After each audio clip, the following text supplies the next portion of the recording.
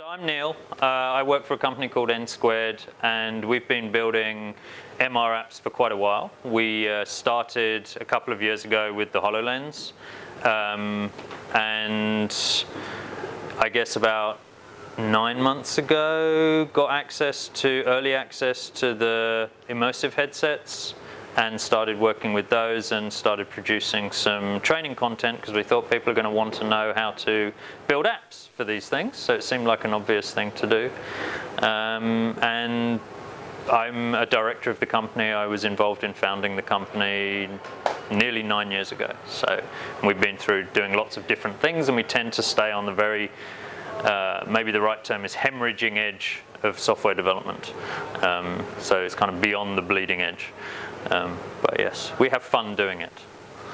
Who are you? My name is Stefano. I'm a junior software developer at N Squared. My main task recently, my main work in the last few months has been building training material for mixed reality.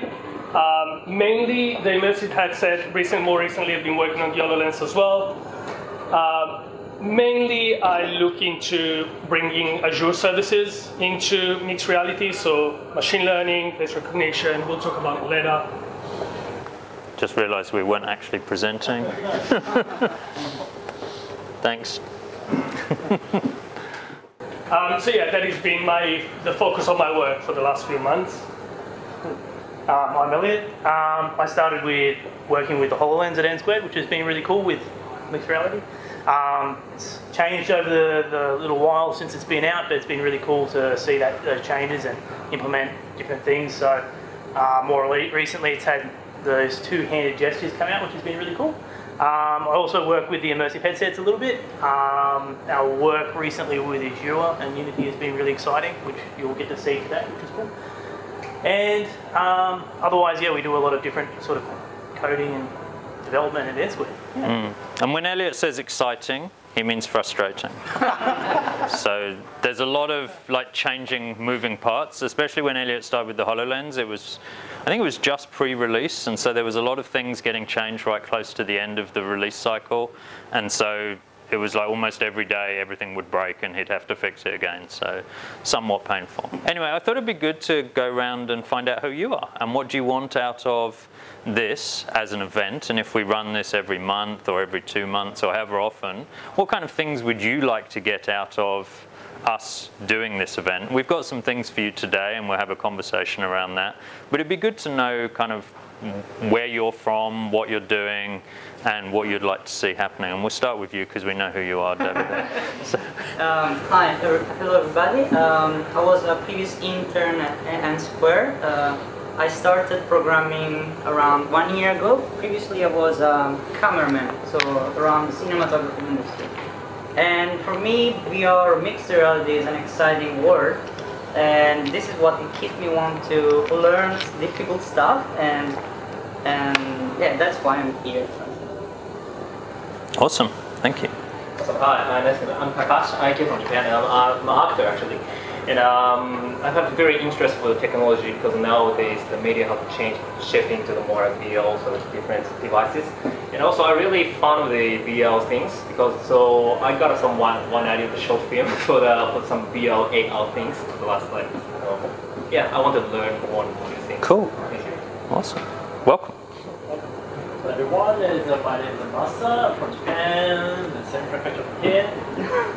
Or Aichi prefecture. Oh yeah. Same hometown. Yes.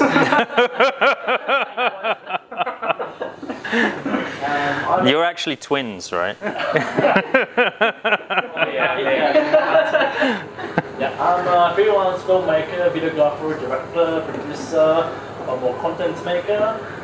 I'm pretty familiar with how to do the space on 2D plus screen, but I'm kind of sick of this limitation, but we are facing towards there.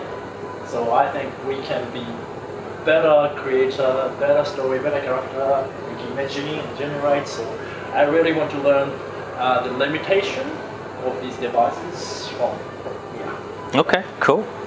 Hi. Hi guys, I'm the user experience design student. I'm still learning.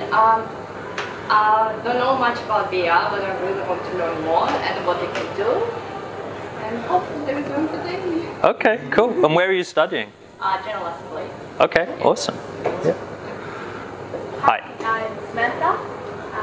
I've always been interested in VR, but I got more interested as I was studying UX also. And I guess because I had a bit of a background in architecture, and then now I'm studying UX, and it's like a new direction for UX design these days. So I just want to know more about it, more about mixed reality. Cool. I'm David. I'm an assistant instructor at GA. I've seen these guys a lot. So yeah, it's Do we translate as too much or just leave it as a lot? a lot. Yeah. Yeah. So it's user experience. So we try to understand users and how they fit in with the design of the product. But I kind of play too much Pokemon Go, and I have fascination with films as well. So I'd just like to learn more in the space and Cool. see how we can work together. Welcome. Hi. My name's Larry. Similar to the architects, I'm a software engineer. So actually, we're very familiar with BIM, like building information modeling, and we're using software like Revit.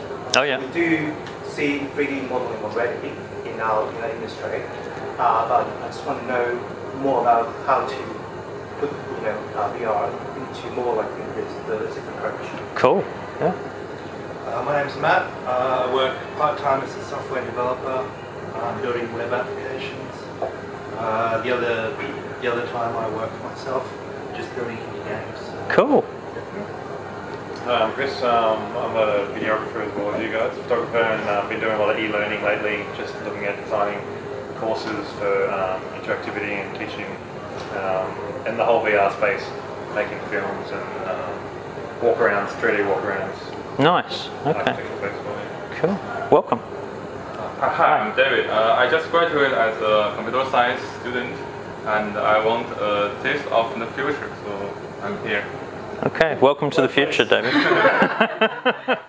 Yeah, hi, I'm Lina Zhang. I'm a graphical designer and a photographer, and I'm looking to convert 2D to 3D, and especially the virtual reality world. So I'm really looking forward to see how this can make the world in the digital, and Awesome. maybe make the photography like a new media or channel, making not just 2D. Maybe just have a piece of memory for all these people. Okay, awesome. Yeah, I think actually when I hear what everyone's interested in, there's probably a little bit of something for everybody in what we've got for today, and then hopefully we'll break into conversations. I thought we'd start by talking about what's new in this space. I don't know if anyone's come across this company, Magic Leap. They're probably one of the most heavily funded and undelivered company yet. So they've had over $1 billion of funding and they haven't delivered a single product. But you expect the magic must be somewhere, not just in the name. But they released an SDK last week for developers to start having a go at building things on their platform. And they've announced what their platform is going to look like. And this is the goggles they're building. And it's going to be independent, not tethered. There will be a little thing that you have to wear on your belt that's like a computer pack or a battery pack. They haven't defined exactly what it is. But yeah, it seems interesting because they're also using the term mixed reality a lot within their marketing material and their conversations. And it's very clear that it's goggles you look through into the real world and you mix it with holograms of virtual objects that you place in that real world environment. So there's some interesting overlap, we think, with the HoloLens. And I think it is a good signal in terms of the whole market that, okay, there's other things happening. Like if it was just one product and no one ever released anything else, it would be probably a little bit scary for us because you'd think, well, is it really a thing? When you start getting competitors in a space, it gets a lot more interesting, and I think it's more healthy for the space, right? So I think, like, you know, the fact that there's Apple and Microsoft and Google makes it a healthier ecosystem, and so it's nice to see a new player although they're very heavily funded, they're not a startup by any sense of what most people would call a startup, come into the space and try and do something. I'd like to add, good thing about this headset is that Unity 18 officially supports it. That means that they're already at a good point. The fact that they support Unity, how many of you have used Unity or know? Well, how many people know what Unity is? Yes, let's talk about what Unity is. So Unity is the most used game engine, software engine in the world. The most used or the second most used, but is very popular, especially amongst game developers. But you can really do any kind of 3D rendering. Yeah. I mean, it's funny. We were talking about this just before you guys all arrived, and I was saying I think one of the biggest challenges that Unity has is they position themselves very much as a game engine, whereas really they're a 3D engine that does simulation. And if they were to break out of purely positioning themselves as a game engine, potentially they could go a lot further than they are. Although, of course, they're doing very well as the world's most successful game engine. So it's not a bad place to start from. But I think that there's other things that we're already seeing, and we'll talk and demo some ideas that people are doing that's not purely a game. And I think that's interesting. The reason why I pointed it out is that Unity wouldn't support, like there are tons of companies coming out with their headset. Unity is not a company that goes out of its way to support a platform that they're not sure about. The fact that 18 supports it, the new version supports it, means that it's a device that everyone should keep an eye on. GDC, which is the Game Dev Con, was in San Francisco last week, for those of you that are not following kind of the gaming world. Which I kind of do on the side. It's not my main thing, but I'm interested in it. These guys are fanatics. But they released a new Oculus product. In fact, 2 were announced last week, which is interesting as well because they're untethered. Now, they are completely immersive, unlike the HoloLens or the Magic Leap. But they're totally untethered, so they don't need a separate computer or a mobile phone or anything. They're just a headset. And this one, they've positioned it around the $200 US mark, so it'll be about 7,000 here. That was a joke. It will only be 700 here. That was also a joke, although it probably will. So that's interesting to us in that, again, it shows an expansion of the whole market space, and it means that we're starting to play in a space where there's more availability of hardware, more untethered hardware is more interesting. Having a tether for most PC scenarios is okay, but there's definitely scenarios where not being tethered to a computer is beneficial. And it's a little bit interesting when you've got a completely immersive headset untethered, because the tether actually keeps you from running into things, right? Because you're going to run out of cord space, whereas untethered that you can see through makes a lot more sense in a way, because you can walk all over the world wearing it on your head. And yeah, so the Go is one, and then the Santa Cruz is like their high-level product that they announced that's much higher resolution. We don't know all the details about it yet. They're not being totally transparent. That image is my fault. That image is your fault, yes. Okay. All right. And they also announced their new controllers, which look remarkably like the controllers that we have here. This is the HMD controllers, the Windows mixed reality controllers. So kind of you start to think, all right, well, there's a pattern starting to emerge with how controllers will have thumbsticks or joysticks on them, various different trigger buttons. And that's probably a good thing too, to have some kind of standard, even if they're not all in the same position, but to have some kind of standard for interaction. It's interesting actually. I remember I was reading about this with their prototypes moving into this one here. It was actually a trackpad, I think. Yeah. And then they decided to actually go with buttons and triggers and that sort of thing, which is much closer to what everyone else has sort of done. So it definitely seems like that has been the move. Yeah. Another direction that we saw this company taking is the inside-out tracking. In fact, the immersive headset and the HoloLens have been the first device ever to implement the inside-out tracking. That means no outside cameras to track the position of the controller, right? The head is so with it's worth kind of maybe taking a step back for those of you that haven't been along the rough ride to get to this point. With some of the earlier headsets, you had to actually set up beacons in the room that would track where you are in the room as you move around.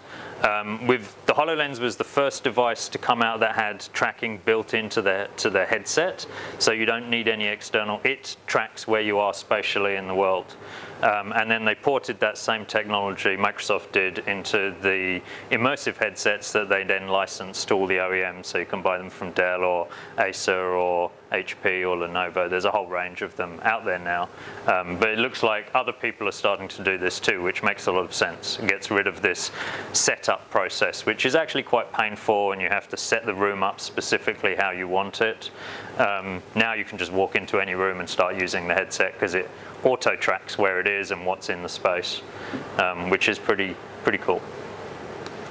Yeah, sorry, Matt. Just with the Santa Cruz, is that supposed to be a replacement for the Rift, or is that like the next? It's their next generation, but I think the Go is actually the replacement, and this is the high-end one. Okay, sure. I think that's the way they're positioning it. There was an interview that they ran at GDC where the chief technologist of Oculus already said this is not going to be as good as the Oculus Rift, because it's unthinkable anyway that you have the power of a graphic card that is a 1070 in a headset. It says we should be realistic, and this is going to be a high-end device, but there's nothing that for now can substitute plugging the headset to a graphic card that has 3 fans this big underneath. Yeah. What's next? Ah, this was your slide. So this is the HTC Vive Pro, which is going to substitute that is supposed to take the place of the one that is currently on the market.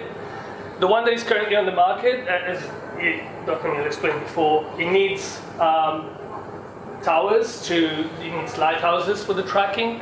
That is actually going to stay for this one, but controllers have inside-out tracking as well from the headset, and it's going to have integrated audio, and apparently you can run more than one of those from the same lighthouses. It's going to come out end of the year. Things might change. This is the Bajo.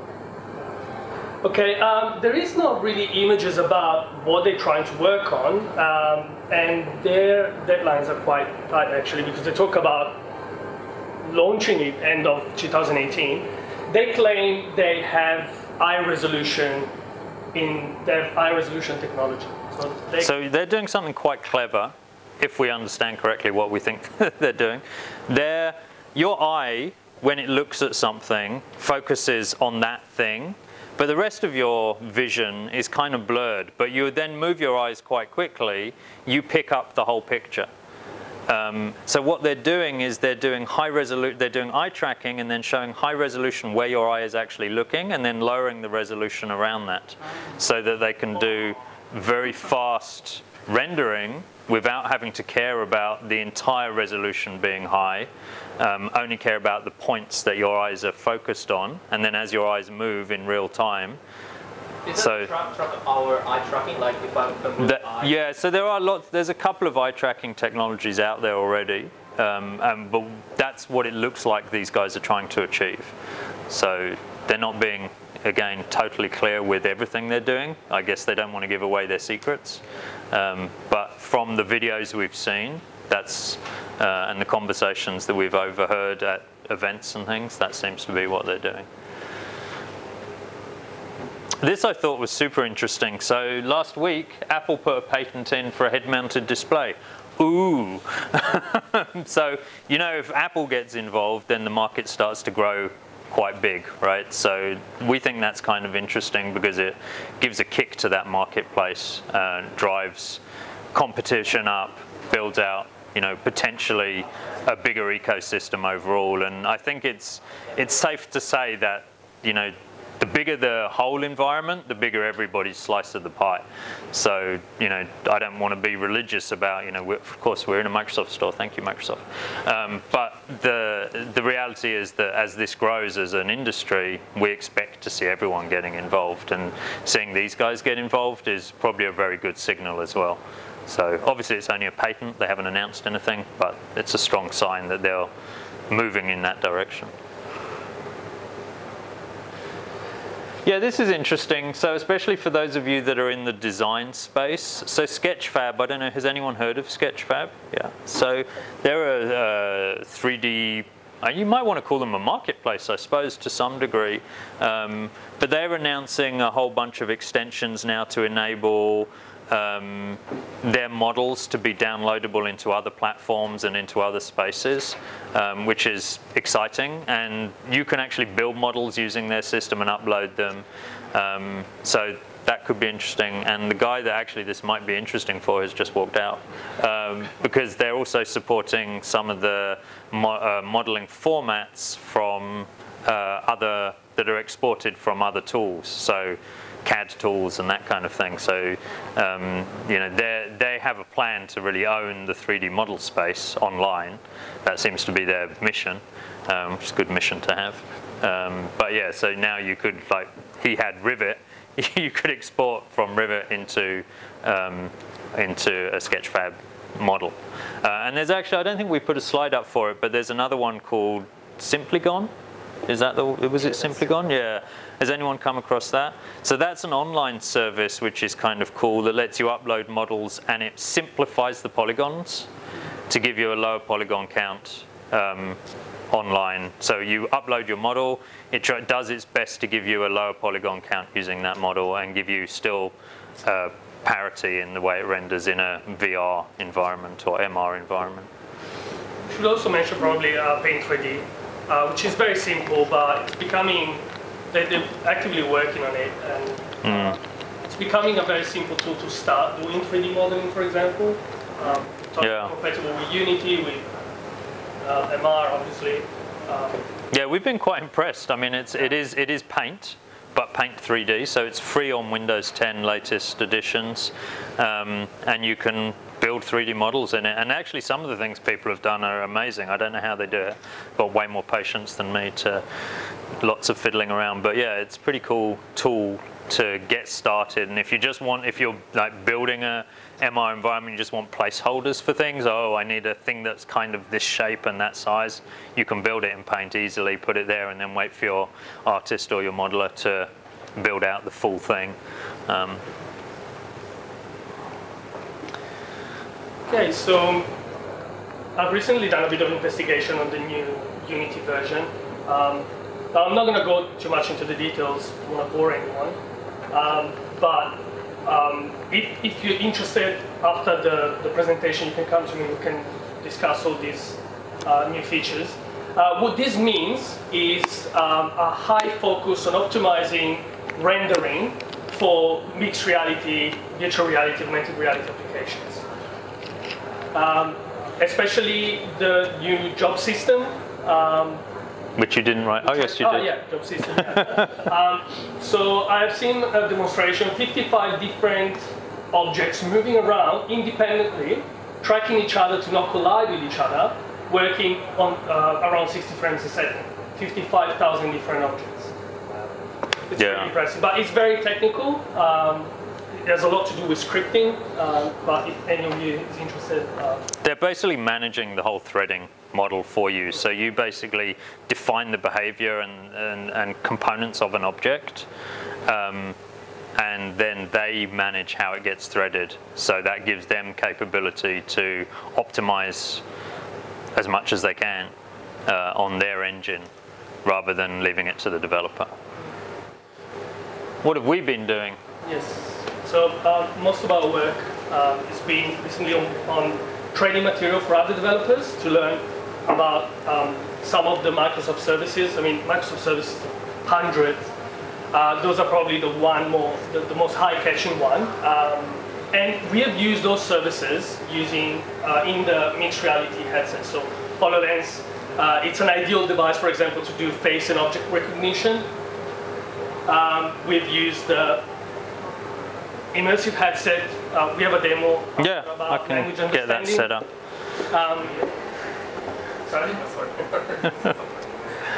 We used the immersive headset as well for 360 meters to move between scenes, fetching videos directly from Azure. This means that you don't have to distribute your application with the content in it. You can just fetch it down from the service. So you can change different videos and different algorithms for your machine learning, and all the applications, all the instances of applications that you have distributed, they will catch it. We have also worked on populating Unity scenes, like 3D scenes, simply using Azure tables. So Stefano, will you be my demo monkey, please? I'm a great So you can actually see here it's tracking what he's saying, which is also funny. So have a... Make the cube red. Can you look up? Okay, so it doesn't... Make the cube green.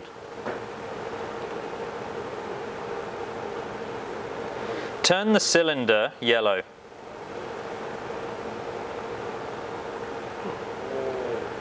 Can you look at the cube? Yep. Make this bigger. Can you have a look at the cylinder? Make that smaller. So what we're doing here is we're using technology called language understanding, which is hosted in the cloud, Microsoft's cloud. We have to do that because we're here and we have to give them something. So this is using Azure. LUIS is the technology, Language Understanding Intelligence System, and it's taking my voice as I'm talking to it and trying to understand what's the intention behind my command. So it doesn't have keywords, it's using AI systems to work out what's the intention behind my command and then triggering that as a behavior within the scene that we're looking at. And we think this is interesting because we think that when we see controllers are somewhat limiting, and when you play with the HoloLens for a while you realize you've only got 3 or 4 gestures that you can play with and it feels limiting, but actually voice commands are almost unlimited. And so if you could start controlling your environment with voice but not have to learn keywords, because learning keywords is incredibly tragic, like it's a very long painful process. Is this, oh, when I said radio I meant, you know, and it's like, oh no, I didn't mean that. So actually knowing the intention behind someone's command rather than the actual words is important. And so we think this is a very interesting stepping stone, and we're playing with this now, and it's part of the training course that we're building out, is teaching people how to do this, because we think that as a developer or as a designer or a user experience person, learning how to create spaces that are controllable from intention commands rather than command word commands gives you this bigger opportunity space to start creating environments that are manageable, manipulatable, controllable, engageable. So yeah, that's one of the demos I wanted to do. Let's find the other one. There you go. Right, so you can see he's looking at the same scene that I've got on my tablet. And then I can pick objects up. Now this might take a little bit of time to catch up, but I can move objects around in the scene, and yeah, his might still be warming up a little bit. But it should reflect the movements. Once it connects, it actually starts happening quite quickly. There you go. So now as I move these around, you can see those objects moving in his scene as I'm moving them on the tablet. And so we think this is another technology that starts to become interesting as more multi-device interactions start to come into play. We don't believe everybody's going to have a headset. Some scenarios it doesn't make sense, and especially in commercial spaces, there might be spaces where you want to have some people in your space wearing a headset because they're visualizing something, but other people have got other data they're dealing with and they want to pull that in a different way. So we think, and that can work the other way too. So maybe you give him control so that he can move things around in the 3D world that he's walking in, and we would see what he's doing on the flat screen that we're looking at. So I think that sharing of ideas and content between different form factors, and actually the technology behind this will work on iOS, Android, or Windows. We're not stuck to a specific Microsoft tech on this.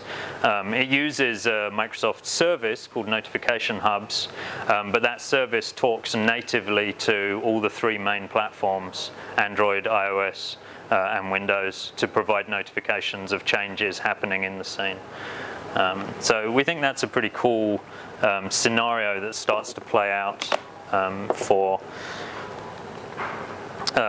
this kind of technology. And that's just a couple of ideas, hopefully, that gives you maybe some things to think about and talk about with things that you might want to do. So let's go. Yeah, you need to push the magic buttons, if you can remember what they are.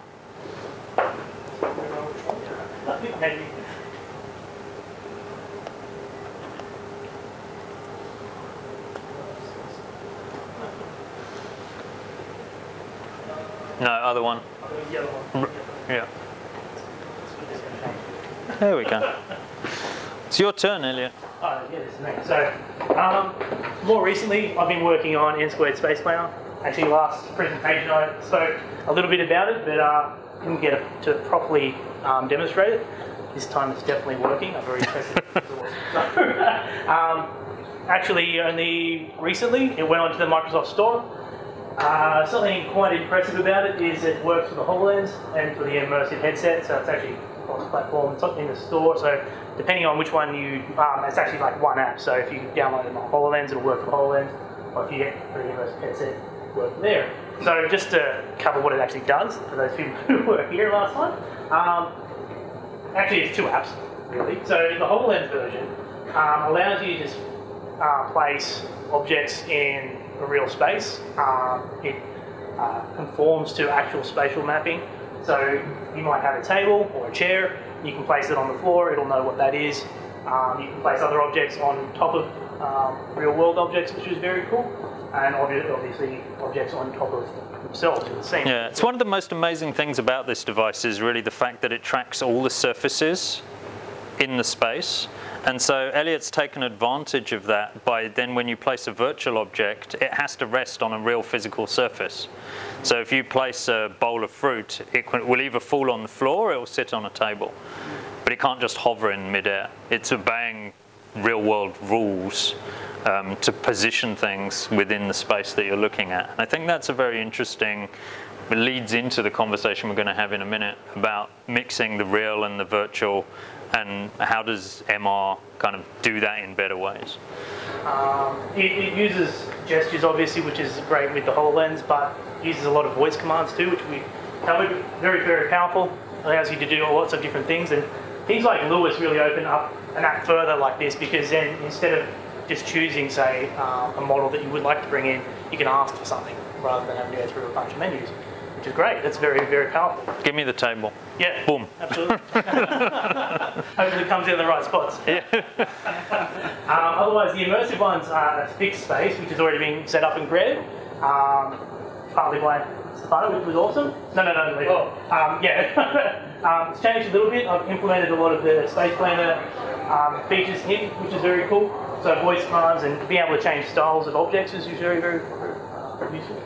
Otherwise, you can use the motion controller, which is this one here, to pick up objects or move them, rotate them. Yeah, lots of different custom. Yeah. Which is cool. And yeah, so it's on the Microsoft Store. It's free at the moment. It's a demo version, but yeah, it's very powerful. Yeah, and we got it here. So if you're at the end of this evening, you want to play with it, you can come up and have a go with it. And if you have an immersive headset, you can. And if you have a HoloLens, you can download it and install it. You're all going to buy a HoloLens at the end of this evening. The Microsoft guy will take your money, and you'll be fine. Yeah, so that's essentially Space Planner. Yeah, cool. Yeah. As a meetup, this is good exercise to have a look at what, for example, we have done, all the examples that we've worked, and start putting the pieces of the puzzle together and see what can come out from Azure services, from the capabilities of these devices, from the fact that you can work and it's cross-platforming. You can put virtual objects into the real world and try to put the piece of the puzzle together and think of the possibilities. Yeah. Yeah, I think the other interesting thing about this is that Elliot did mention it, but that it is a single app, but works on HoloLens, detects, oh, I'm on HoloLens, and triggers like a HoloLens mode, and then works in Immersive too, and then says, oh, well, you don't have the ability to see your environment, so I'm going to put you in a virtual world for you to place your furniture in. And I think that's interesting in that you start to see the opportunity to start building multi-platform apps. And this is all done in Unity, of course. So, yeah. I think before we launch into sort of what we're going to do, does anyone want to like talk about some new mixed reality stuff that they've seen? I suppose we've covered a bit of news there, but you might have seen something else that's new or interesting, or which you would like to ask, talk about, or share with us. Yeah. Have you guys seen the Bose headset? You were talking about eye tracking before. The Bose? Bose, B-O-V-E. No, I haven't. No. I was following them for last year, and it's on the market, but I'm not sure. Huh. It's not mixed reality. It's an immersive thing. Yeah. They've got the eye tracking. Because we're looking at eye tracking software. Interesting. To see, yeah. You do a course or you run a scenario, and then you want to see the heat maps afterwards to see where they were looking. And that's actually, Stefano's just been working on not using eye tracking, but just using gaze. So gaze is a gesture that mixed reality, Windows mixed reality uses to determine where the objects that you're looking at. And the project that Stefano has just come off doing is to build analytics of tracking where people are looking and where they're moving as well. Okay. So within that 3D space. Is that based on just like about this square area when your head moves? Really, you can track whatever you like. Like all those devices, any kind of data that you can keep track of, you can build up graphs and have a look at. Yeah. So but I think your question, it's Chris, isn't it? Yes. Is that how you're tracking where someone is looking. You're using a raycast from the center of head, right? So as someone moves the center of head, if they stop for a moment and focus on something, there's usually a few seconds of non-movement at that time, and you track that. Both do the same thing you were describing with the rendering, the high resolution. Oh, do they? Yeah. Oh, interesting. They also do a really interesting thing with game design, like, you know, let's say you've got a 3D game where you're like first-person shooter or something. If I'm like talking to you guys and then I look at you in the corner of my eye, all of a sudden you get worried and concerned because of the eye movement. But in a normal headset, I'd have to physically. Right. Yeah. It's head, not eye. Yeah. So I'm walking past you, you're like a soldier or whatever. I walk straight past you, don't do anything or whatever. But if I look at you, you're agitated and start to shit. So they do that as well. They do clever character interaction based on eyesight, which is quite cool. So they've got cameras on the inside looking at... I think it's an array of 16 LED, IR LEDs yeah. Track the pupil. It's spot on 100 milliseconds. It's like 100 frames every second. Yeah. Yeah, but it's quite... This is their demo. I haven't used a headset, but the demo... Well, I know that technology has been coming down in price because we're now starting to see it getting embedded into laptops as well. So laptop screens can see when you're looking at them and when you're not. Yeah, we're looking at it as well, and the bars that you can get. Yeah. It's a pretty interesting space. Anything else anyone wants to share, or things people have seen that they thought were interesting in this space? The Intel glasses. Oh yes, we were going to put them on and we forgot. Yeah, thank you. Yeah, the Intel glasses are interesting. It's probably the closest thing we've seen that are AR that look more like real glasses. They're pretty lightweight. They've got fairly thick frames, but compared to something like this, that's like goggles or the Magic Leap goggles, it does look much more like a normal set of glasses. It's not quite there yet, but we're close. You can imagine, like, if that's now and they're going to release that this year, we're probably 2 or 3 years away, and it could just be something as simple as this. Maybe not quite this lightweight, but maybe yours could hide something in. I I don't know. Like, you have to think that we're going in that direction, right? That we're going to get to a point where you won't know whether someone's wearing eyeglasses or AR glasses. Yeah, it's definitely coming, and you know that'll be the end of the glass holes, because you won't know that they're glass holes. That was the term given, for anyone that doesn't know, to people that wore Google Glass in public spaces. They were called glass holes. So yeah. Anything else? Is that possible in the future we can do like have this experiences? Do you think that we can have heavy goggles or heavy things? Well, sure. I mean, you could just tap straight into the optic nerve. I don't know how many people would sign up for that, though. I mean, that's kind of the... Like, when you look at those kind of sci-fi movies, a lot of them are going to that extent, right? And maybe we will get there, I don't know. Maybe it will become a... You walk into a high street store and say, yeah, can I have my optic nerve tap, please? Click, done, walk out. I don't know. You need to get the balance in the ears. Yeah, yeah. But yeah, so I mean, is it possible? Is it like biologically and technically, is it possible? Absolutely, it's possible. Socially, will it be acceptable, or will people do it? Who knows? Like actually, this goggles like this one is very heavy. Yeah. It's not very comfortable for people like me who wear glasses. It's very heavy, you know. Yeah, well actually that's a good point. So we'll talk, if you want to have a go at the HoloLens, we'll teach you how to wear it. But if it rests on your nose, you're wearing it wrong. All the weight should be on your head. So the head strap should take all the weight. And in fact, often when I'm wearing it, I'll take the nose piece off, because I don't want it resting on my nose at all. That's wrong. That's an incorrect way of wearing it. You want it resting on your head, and your head should take the weight. And your head is very capable of taking that kind of weight for, you know, a few hours at a time. And you're not going to really wear it for more than a couple of hours, probably, because the battery will die, essentially.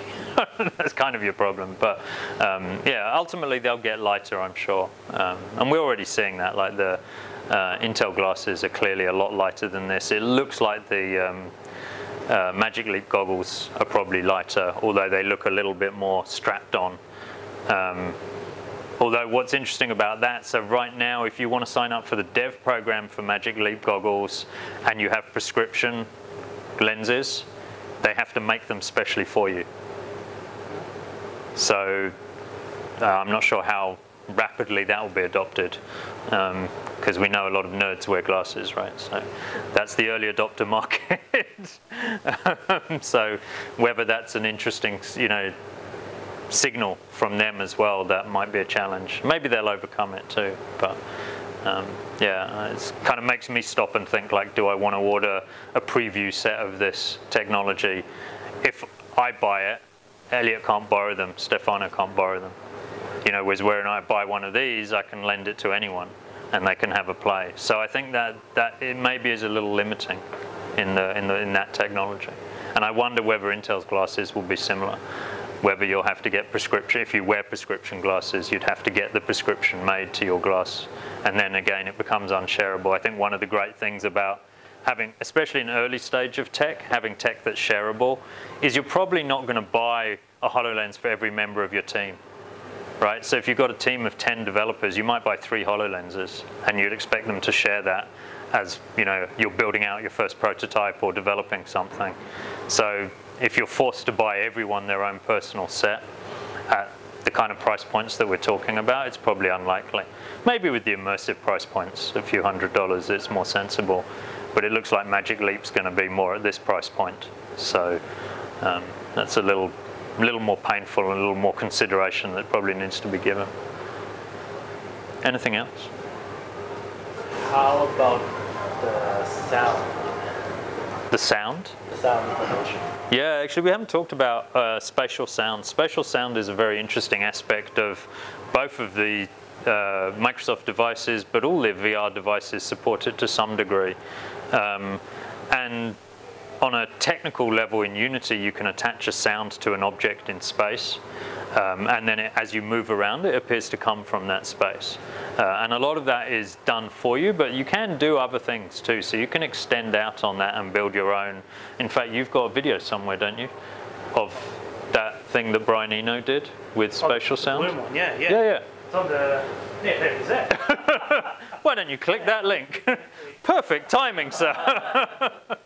It was coming, don't worry.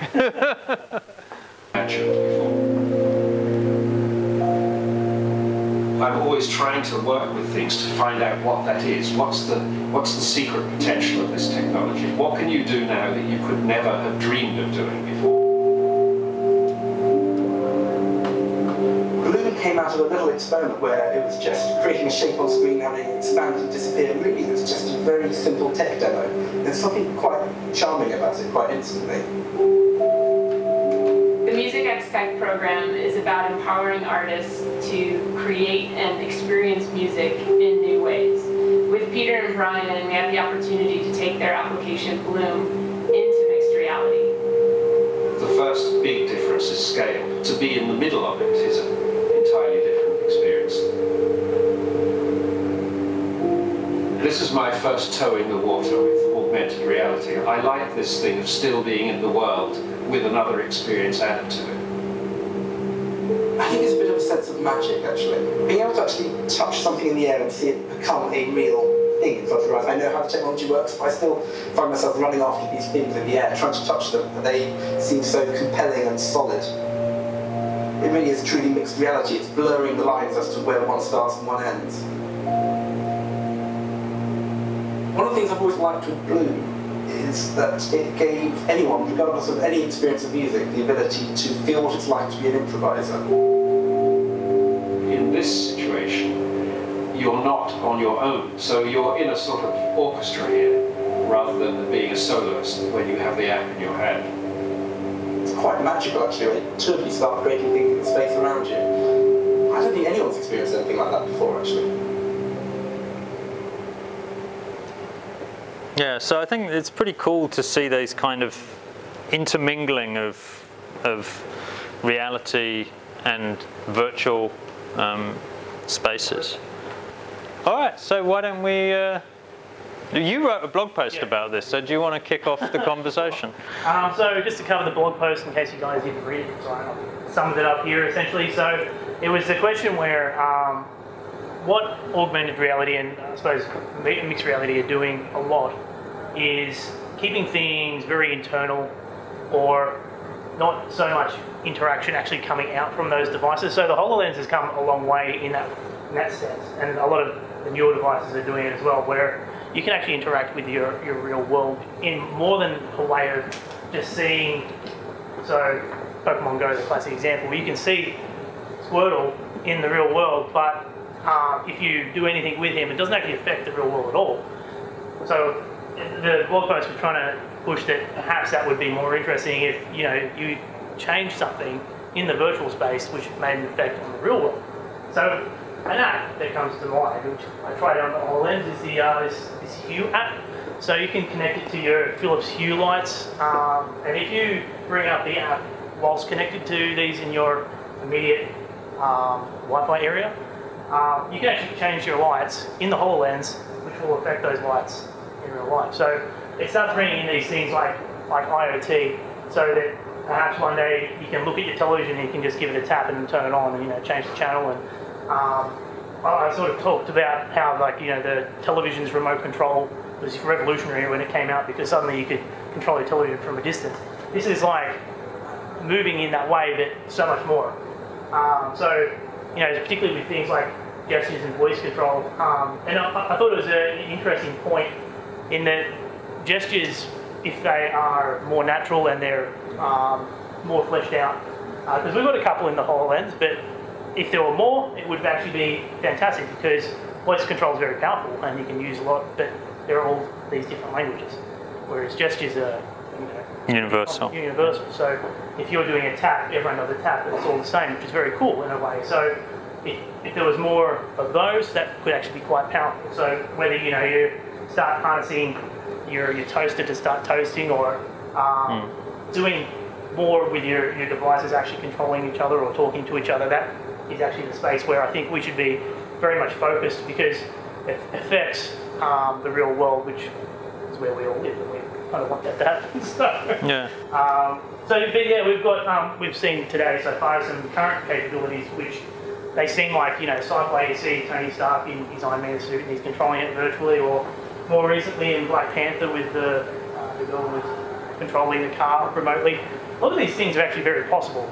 Not in the same sense because they're like very futuristic, but you could in a way, you know, you can control a drone, so it's just another step to have that happening with a car.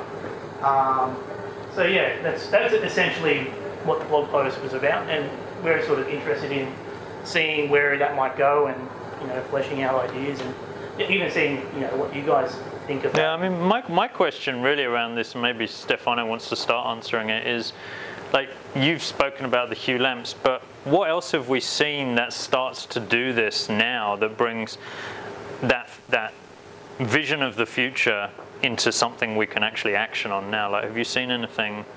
Well, we're talking about like where you're in your virtual environment, you're controlling the physical world. his example was really valid. In our sense, for example, what I work mainly, face recognition, for example. You have a person in front of you, and you can actually use capabilities of this headset to project information about the person just around it. If you think about any really service around, like being a receptionist in a hotel and having a glass that maybe is not that big a quality, but see a customer and know everything about the customer. See if the mini fridge in this room is full or not. Yeah, I think that is interesting, especially as you get towards like the Intel glass and then less obtrusive interfaces, to be able to have like a receptionist or someone sees Matt come in and says, "Oh, welcome back, Matt. Thanks for staying here 3.5 weeks ago. Would you like your usual room?" And all the information is just there, rather than all that tap, tap, tap, tap, tap that happens every time you go and check into a flight or a hotel or something, and they're trying to find out who the heck is this guy, and is he really that guy, and can I have your passport and your driving license and, you know, $3,000 deposit because I don't trust you. All that information could already be there. In there was a flight, there was a company that used HoloLens to track passengers on a flight to see who needed what, or who was calling. Yeah. Because, for example. Yeah, I can't remember which company it was. One of the airlines trialed putting HoloLenses on the airline crew so they could track who was, you know, so you wouldn't have to remember, oh, that guy has a vegetarian meal. As you walk past him, it would pop up, it would say, Chris, vegetarian. So you wouldn't have to like remember all that. And that's kind of cool, right? It's kind of, it gives you that extra level of personalization. I'm not sure wearing this is probably scary for a lot of passengers. They didn't realize they were coming onto the Terminator plane, but but you can imagine, again, it's a trial, and in the future it might get a lot less obtrusive. That could be interesting. I wanted to add up about what Eddie just said is, not only this is possible, but this is very accessible to anyone. Yeah. It does require a learning curve. It does require going through a learning curve, but you don't need a team of 20 people to build something like that. To play around with a Raspberry Pi connected, to attach yourself to a Philip lamp, or to use create a 3D environment with these devices. You can do it as a solo. Yeah, we had, so I'll talk a little bit. We've been running classes around the world, and I just did a couple of weeks of training in the US. And one of the teams there, or one of the guys who came to the class, who's one guy in his team of one, built his own gesture recognition system using machine learning services in a week. So as part of the class, we give you like tutorials of things, how to learn how to use the basic services. But then this guy went away and built his own gesture recognition. So he built a whole set of gestures, 5 or 6 gestures on the HoloLens, and trained it up using machine learning. And by the end of the week, he had some pretty robust gestures to generate objects in the real world. So it's pretty cool. We did test. You did test some of the augmented reality kit from Unity. They almost didn't require any code, right? Like, a lot of it, like particularly the Vuforia stuff that drag and drop is amazing. You can spawn virtual objects using your phone. You test it with the phone. Yeah. You didn't even require to write a line of code. Like, obviously, if you want interaction, if you want capabilities, you do need to have to grow some knowledge about programming. But it's not inaccessible. It's not something that Google only can do or Microsoft only can do. You can develop applications for this headset by just learning a bit of code. Yeah. Yeah, the toolkits are opening up, and actually a lot of things that 5 years ago would have taken a team of 100 developers to build out, now you can pretty much do in a week on your own, hacking away using the toolkits that are provided for you. And I think that's just going to get, that bar is just going to get lower and lower as these toolkits get smarter, until we just won't need developers at all. And you'll just say, make me an app that does this. Oh, okay. But that's intention, right? So if you think about like what we demoed earlier with intention, if you take that to the next level, what does that look like? The intention behind someone's command to make something happen in a virtual space, whether it's a flat screen or a 3D environment. You can see that panning out. And I don't think it's, I guess it leads into that conversation around AI and general purpose AI. I don't think we're a long way from general purpose AI, but specific purpose stuff, turn on the lights, is it's fairly harmless, hopefully, as long as those lights don't burn anyone down. But yeah, I think those kind of things become a lot more interesting, and they're already there in many regards. But I don't know how many people here have got like one of the Google Home or Amazon Echo or those kind of devices. Yeah, and that's already starting to trigger some of those behaviors, right? You walk into your house and if you've got smart home kits like the Hue lamps or there's a Insteon, there's a whole bunch of companies that do it. You can walk into your house and say lights on, and it switches the lights on off. But yeah, has anyone else seen anything similar to that? What about like the next level? What do you think that looks like at the next level? Like you wrote the blog post, so like what do you expect to see in the next 12 to 18 months that will, given, some people here, he wanted to hear the future, right? You're welcome to the future. So so what does that future look like in the next 12 to 18 months? When I was thinking about like our current capabilities, it does make me wonder that why isn't this stuff, haven't been implemented all together? You know what I mean? So it's awesome that Windows Hello works like that, but that'll soon be mixed with your voice recognition as well, translation perhaps, and before long you'll be able to stand in a room talking to people in a different language, and you'll be able to understand. They'll be able to understand each other without actually knowing those languages. And that's I know Google has made some steps towards there, not always 100% successful from what I've read, but it's definitely something that I think in the next 12 to 18 months, well, not just them, other people are going to be hammering down on that, because that would be amazing. It really just adds, augmented our world, adds value to the real world, and having digital able to impact on the real world like that is important. Yeah, I think that's probably a good point, that if you want to see what the next 12 to 18 months looks like, look at what's out there now in pieces and consolidate, because that tends to be the pattern, right? So you look at what's out there now in terms of, tracking from headsets, smaller and smaller glasses, facial recognition, as Stefano says, voice recognition, and start merging that with things like Siri, Cortana, Alexa. How does that start to come together in a world that we interact with? That is probably a good glimpse at that potential future. And yeah, it's probably 20 years before we put chips in our heads. The language thing is almost there. As in like, Bragi, I kickstarted Bragi, and they're a wireless headphone before any of the wireless headphones came out 2 or 3 years ago. So they're a wireless headphone, it's a smart headphone, well not headphone, earphone or whatever. Yeah. And they've got trackers built in, and you can run, and it takes your pulse and all that kind of stuff. Oh, interesting. So it has a microphone and it's got feedback. So they're all linking up with like the Google Translate technology. So you could hear someone speaking another language, it picks it up automatically and translates it in English in real time straight in your ear. So you can just listen to that in real time. But I went to Poland for Christmas and I used the Google Translate a lot. The camera pointing at a sign and just straight away convert Polish over to English, so you knew what destination was in real time. So if you link those two together with a set of classes, you probably won't need to learn another language. Yeah. 5 years' time. Well, also the other thing is that you mentioned, like talking to other people. What if they're not even in the same room? So you start to see. I don't know if anyone's seen the Hollow Beam project, where it's they put a set of sensors, a bit like the camera that's up here, that builds a 3D model, but they just put them around a room, and then you stand in the room, and it builds a 3D model of you, and then projects that 3D model into a different space that someone else is in.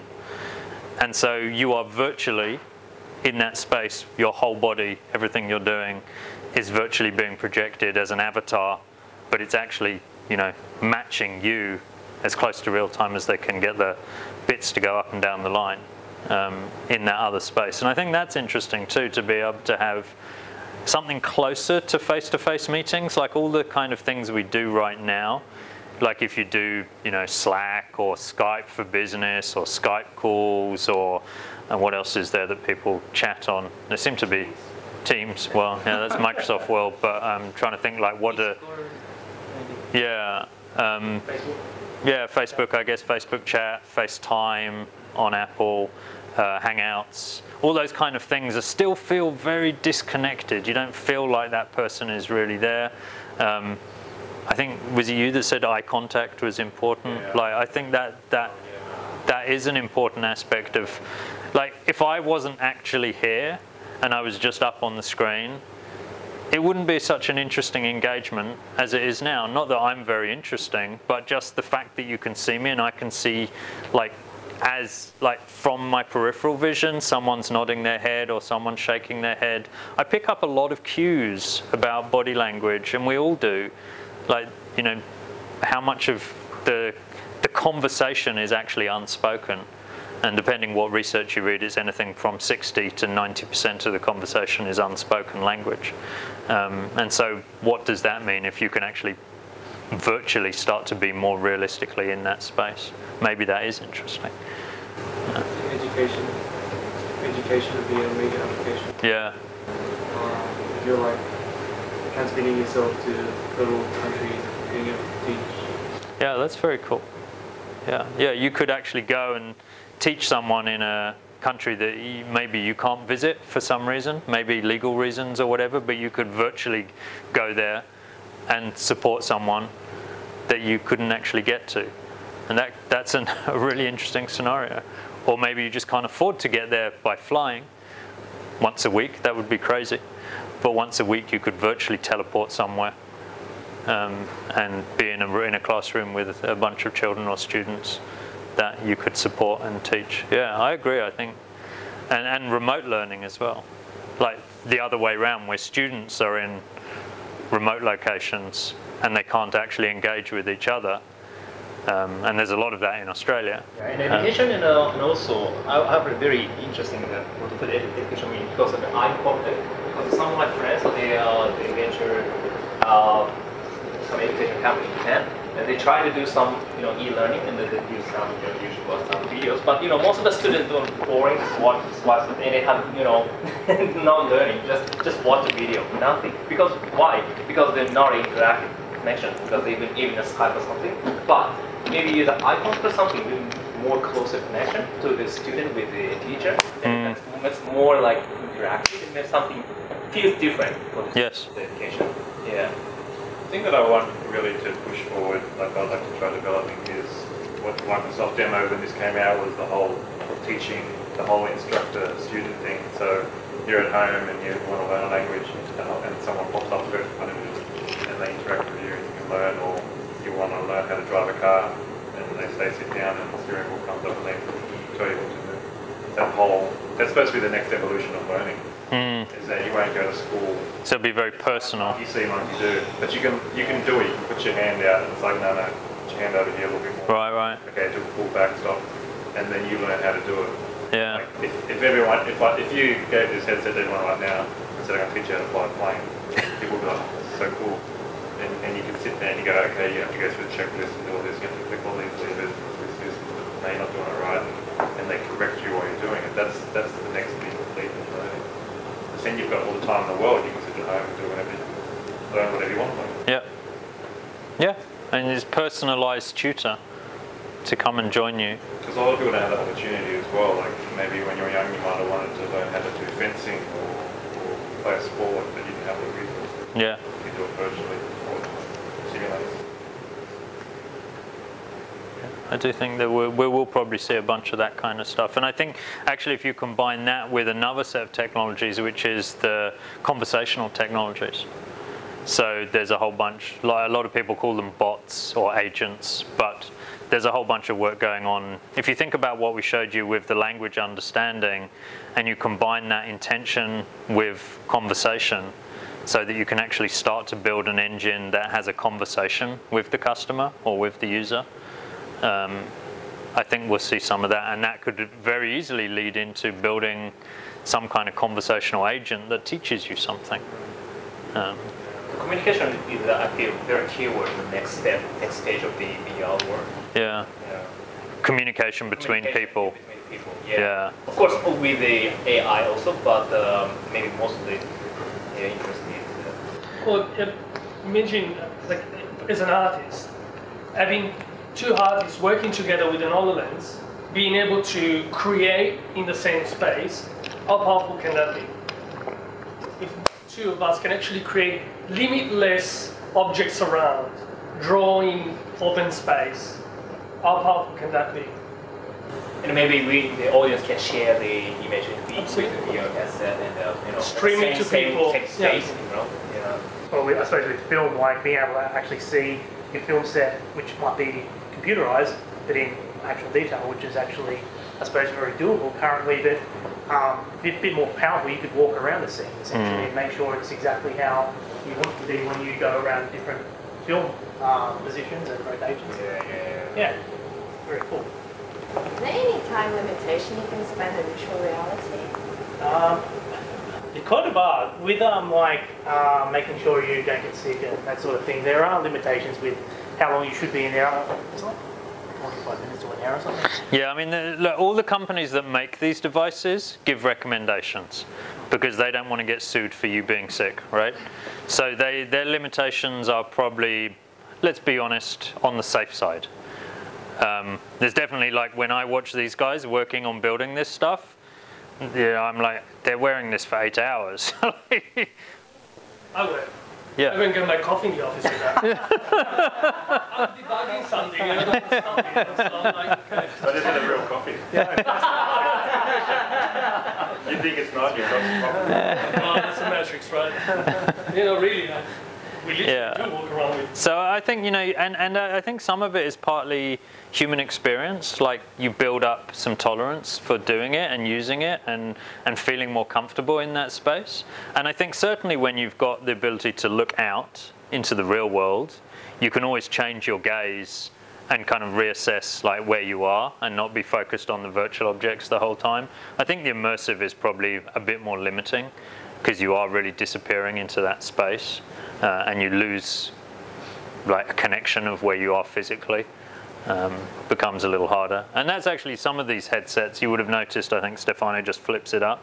So some of them just have more and more of them now just have a hinge on them, so you can keep it on your head but flip it up, see what's happening in the real world, flip it back down again. What we found good for the headset, for example, is training. We built a little app where we teach you how to change a graphic card, like a broken graphic card from a computer, which may not be in the range of skills of many people. And it is not like the real thing, but the people that have walked through the experience, they walk out saying, if I had to change a graphic card now, I know the steps. I would know where to put my hands. Even though it doesn't look realistic, we take you through each step from getting the screwdriver, opening up the case, taking out the screw inside the graphic card, removing it. And so when you are closing people inside an environment where they can learn, that's a different story. That's where it can be useful, for example. When you want to absolutely control the entirety of the environment where the person is. Very safe too, in like a lot of respects. Like you could be doing something a lot more dangerous, but in the headset, so suddenly it takes away all those. Just change the nuclear core. Yeah. What do I do in that situation? So it actually exposes possibilities. Yeah. Well, I was making this example in the last meetup. Teaching how to drive a car. this is not going to take away the real experience. It's not going to take away learning how to drive an actual car. But a person that has never driven a car before, you could put in an experience that is very similar to driving a car, and you could simulate the behavior of the car in the snow, in the fog, in the rain, within half an hour. You reduce cost of having the car, putting an instructor in, insurance expenses. It's not going to take away the actual experience, but it's going to help. A person that gets in a car after doing 20 hours or 10 hours on an immersive headset will get into the car knowing exactly where to put the keys and how to steer. Yeah, you get the starting, I guess. Exactly. And I guess it depends on the thing you're teaching someone. So if it is like changing a graphics card, then it's just really a case of knowing what bits you need to take off and which bits to disconnect. When it's something like flying a plane or driving a car, there's a feel to it as well that you need to actually be in the vehicle to start feeling the acceleration, the deceleration, those kind of things, which is probably harder to simulate. Although you found someone's now launched a full bodysuit, immersive bodysuit. Oh, the exosuit. Yes. Yeah. I think Oh, you found it. I'm not sure how realistic it is yet, but they built a prototype, and it was interesting to see. You know, they've got like physics and stuff, and you can actually take steps in it, and it feels like you're interacting with that world. It's amazing. Like, yeah. So if you touch something, you can feel something. Yeah. Yeah, it's got tactile feedback. Yes, tactile and temperature, and yeah, it's actually very impressive. Yeah. Is it a full bodysuit? Full bodysuit. And so you're actually suspended in the air as well, so that they can completely control what you're doing. I mean, you need a room for this kind of thing. I don't think you see anyone can put it on. Yes, come into my MR room. Next 18 months. No. Yeah, and I think, but there are scenarios where that does make sense, right? Like if you're doing, I don't know, jet plane training or something like that. A jet plane costs a lot of money just to put on the runway. So to be able to hoist someone up in a rig that's simulated, and they're already doing it in simulators, but that takes it to the next level, doesn't it? So you start to get that richer feel of acceleration and deceleration. But again, those high-end simulators are already doing a bunch of that stuff. But yeah, I think the interesting thing is the way that it commoditizes that kind of tech as well. So if you look at, well, actually, even if you look at this, right? So if you think about like heads-up displays, and where were heads-up displays 30 years ago? Well, they probably weren't anywhere, but they were being trialed in fighter jets.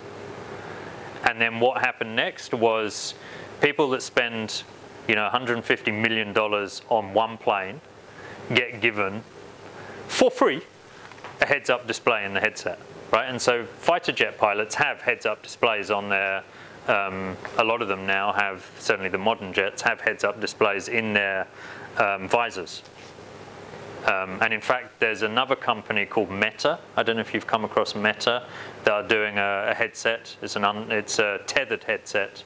But a lot of the guys that started that company come from building heads-up displays for fighter planes. And that's their background. And they're moving into the AR space. But that was, you know, multiple millions of dollars of spend, and now it's a few $1,000s of spend. So you think about that commoditization of technology. So another thing to look for your future, what does the future look like? Well, what costs $150 million now that maybe in 5 years' time will be $5,000? That's the kind of thinking that maybe you should be doing when you're starting to think about what brings those things, because that pace of acceleration is definitely there. Do the demo? Yeah, sure. Bit of trial? Yeah. We can stop and have conversation, and people can have a go on the headsets and have a feel for what it's like to be in an MR world.